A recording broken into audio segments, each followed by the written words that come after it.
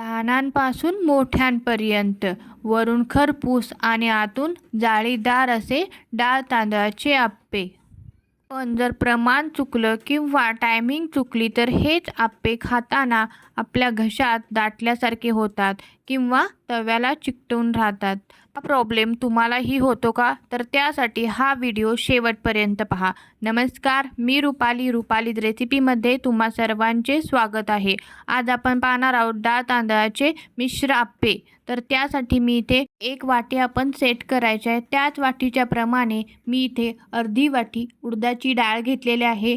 त्याचप्रमाणे अर्धी वाटी मसूर डाळ घ्यायची आहे आणि त्याचप्रमाणे मी इथे अर्धी वाटी तूर डाळ घेतलेली आहे आणि पुन्हा मी अर्धी वाटी इथे मूग डाळ घेतलेली आहे. बिना छिलकेवाली इथे मी मूग डाळ घेतलेली आहे. त्याचबरोबर अर्धी वाटी मी इथे तांदूळ देखील घेतलेला आहे. तांदूळ घेतल्याने काय होतं, आपले जे आप्पे आहेत ते वरून खरपूस असे बनतात. त्याचबरोबर एक मेन सिक्रेट इन्ग्रेडियंट म्हणजे मी इथे 2 चमचे हरभरा डाळ घेतलेली आहे.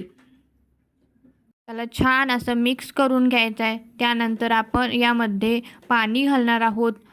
पाणी घालून आपण याला 2 ते 3 वेळा स्वच्छ असं धुवून घ्यायचं आहे, जेणेकरून आपल्या डाळीवरची जी धूळ माती असते ती निघून जाईल. मी 2 वेळा इथे छान असं स्वच्छ पाण्याने हे धुवून घेतलेलं आहे. यावरती पुन्हा मी पाणी घातलेलं आहे आणि यावरती झाकण ठेवून आपण 4 ते 5 तास असंच भिजत ठेवणार आहोत. इथे तुम्ही पाहू शकता डाळ आणि तांदूळ आपले छान असे भिजलेले आहेत. त्यानंतर एका मिक्सरच्या भांड्यामध्ये हे मी काढून घेतले आहे. यातील एक्स्ट्राचं पाणी आपण काढून टाकायचं आणि छान अशी बारीक पेस्ट याची करून घ्यायची आहे. तुम्ही इथे पाहू शकता छान अशी मी बारीक पेस्ट तयार करून घेतलेली आहे.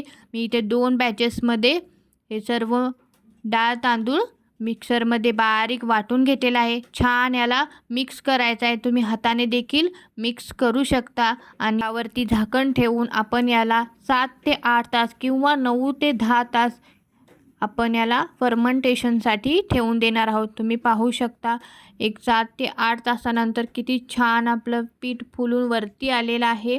छान याला मिक्स करून घेऊयात. आता मी यामध्ये थोडीशी मिरची घातलेली आहे. बारीक चिरलेला कांदा घातलेला आहे. त्यानंतर बारीक चिरलेलं गाजर देखील घातलेलं आहे. तुम्ही तुमच्या आवडीनुसार कोणत्याही भाज्या यामध्ये घालू शकता. त्यानंतर मी इथे भरपूर अशी कोथिंबीर घातलेली आहे. यामध्ये तुम्ही मका घातला तरी देखील चालेल.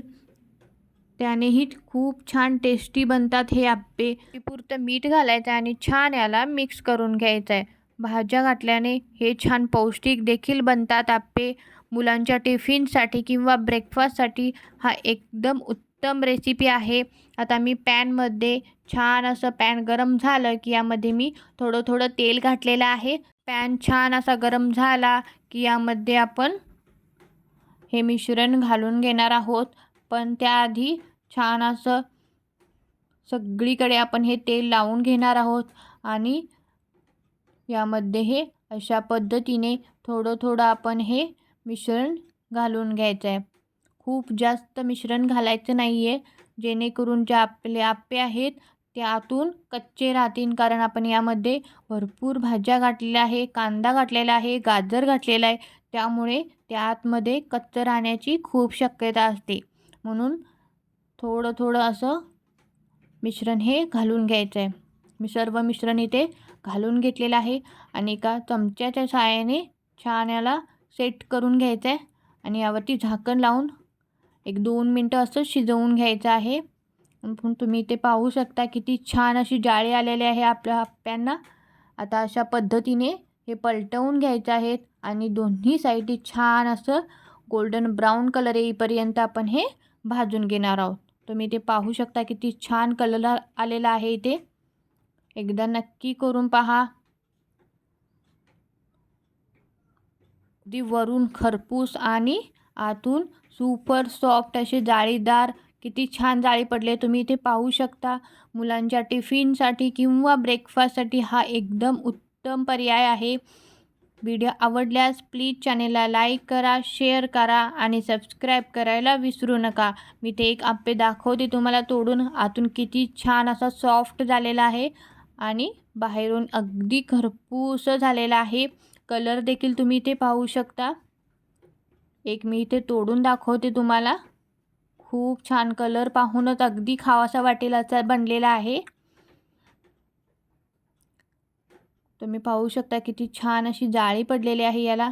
हे पहा. हा व्हिडिओ जर तुम्हाला आवडला असेल तर प्लीज चॅनलला लाईक करा, शेअर करा आणि सबस्क्राईब करायला विसरू नका. Bye bye.